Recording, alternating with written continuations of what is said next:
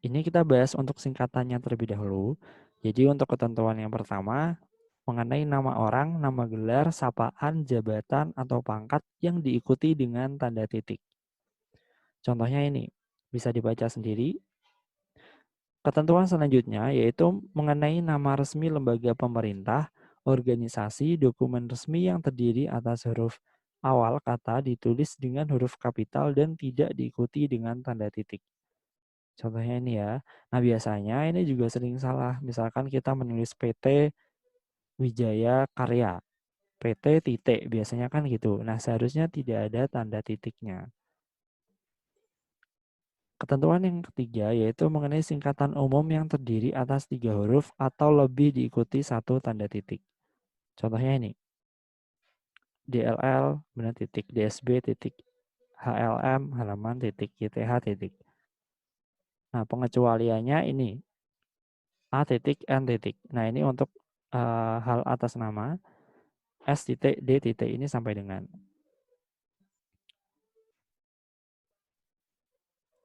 Selanjutnya, ketentuan yang nomor 4 mengenai lambang kimia, singkatan, satuan ukuran, takaran, timbangan, dan mata uang tidak diikuti tanda titik. Contohnya ini. Jadi untuk Rp rupiah itu juga tidak harus dikasih tanda titik setelah penulisan Rp.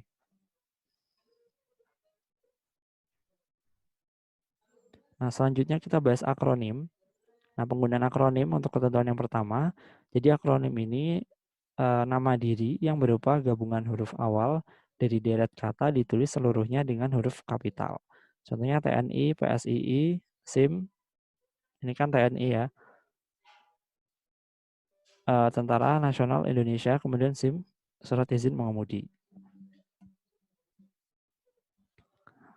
Nah, ketentuan selanjutnya yaitu akronim nama diri yang berupa gabungan suku kata atau gabungan huruf dan suku kata dari deret kata ditulis dengan huruf awal huruf kapital.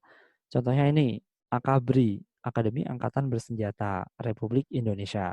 Bappenas, Badan Perencanaan Pembangunan Nasional.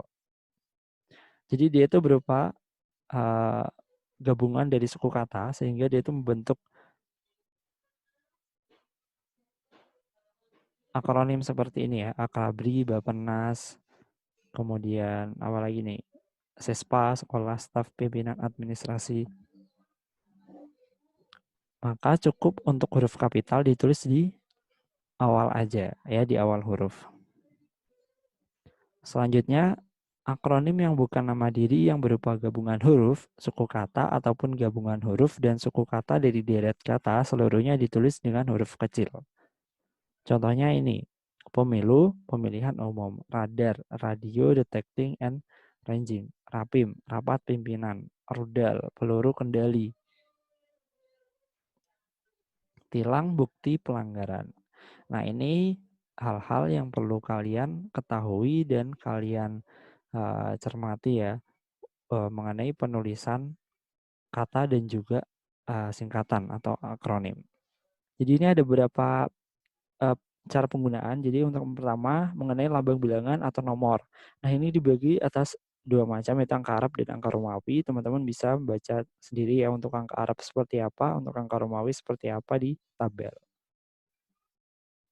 Penggunaan yang kedua yaitu menyatakan ukuran panjang, berat, luas, dan isi, satuan waktu, nilai uang, dan kuantitas. Contohnya 0,5 cm, 5 kg, 4 meter persegi, 10 liter, 1 jam, 20 menit, dan contoh yang lain masih banyak.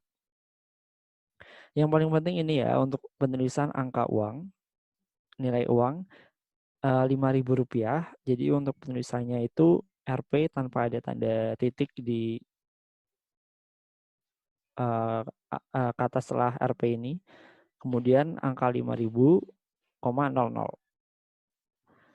Penggunaan yang ketiga yaitu melambangkan nomor jalan, rumah, apartemen, atau kamar pada alamat. Contohnya Jalan Tanah Abang 1 nomor 15, Hotel Indonesia kamar 169.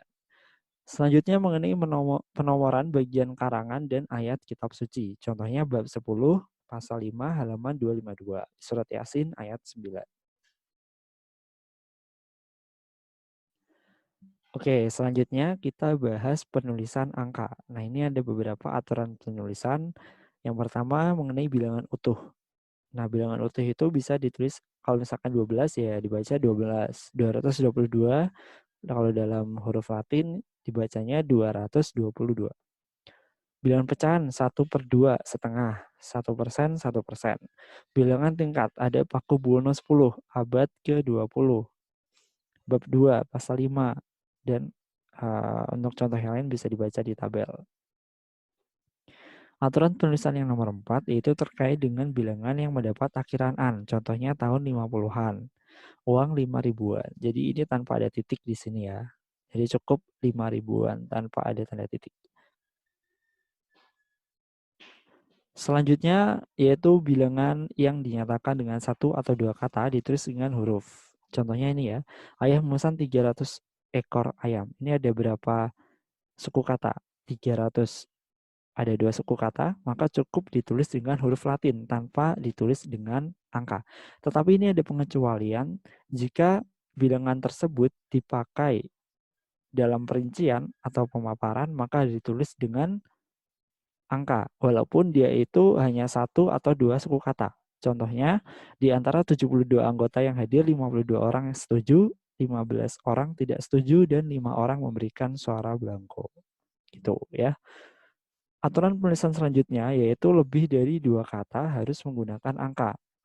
Oh ya, ini aturan penulisan yang nomor 6, ini yang 7 ya. Lebih dari dua kata harus menggunakan angka. Ini kan hanya ada dua suku kata ya, contohnya 15, maka ditulis dengan huruf Latin. Tetapi berbeda kalau misalkan dia lebih dari tiga suku kata, 250. Ya, berarti gimana? Ya, harus ditulis dengan angka, ya kan? Ketentuan selanjutnya yaitu bilangan utuh yang besar dapat dieja sebagian supaya lebih mudah untuk dibaca. Contohnya penduduk Indonesia berjumlah lebih dari 200 juta orang. Benar ya? Kan sebenarnya dia itu 270.000 berapa gitu kan, sekian gitu. Nah, ini tulisnya biar lebih mudah untuk membaca, maka cukup ditulis dengan lebih dari 200 juta orang. Oke, ketentuan selanjutnya yaitu bilangan tidak perlu ditulis dengan angka dan huruf sekaligus dalam teks kecuali di dalam dokumen resmi seperti akta dan kwitansi. Nah, ini nomor 8 ya, dan ini nomor 9. Jadi misalkan kantor kami mempunyai 20 orang pegawai, ini benar. Jadi nggak boleh kalau misalkan di dalam suatu teks itu terdapat angka dan huruf. Jadi mengeja ya. 20 kemudian dieja lagi dengan huruf Latin 20. Nah, ini yang salah.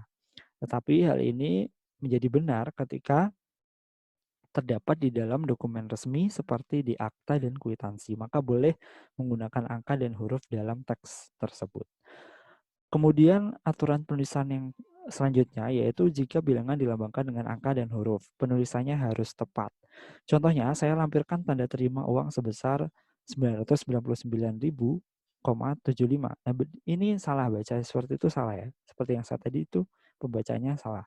Nah, bacaan ejaan yang benar yaitu 999 dan 75/100 rupiah.